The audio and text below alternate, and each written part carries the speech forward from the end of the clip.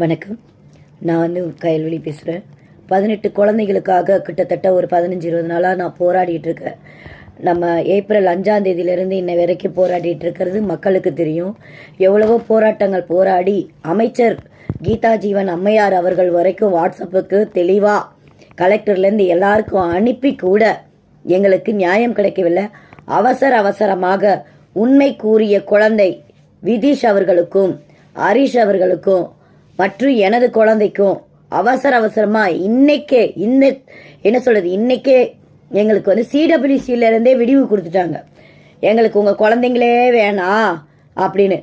நான் குழந்தைங்களை விடுறப்பையும் திருமணமானவதான், குழந்தைங்களை கூட்டிட்டு வரப்பையும் திருமணமானவதான். ஆனா என்னுடைய பர்சனல் லைஃப்பை அசிங்கப்படுத்தியிருக்காங்க.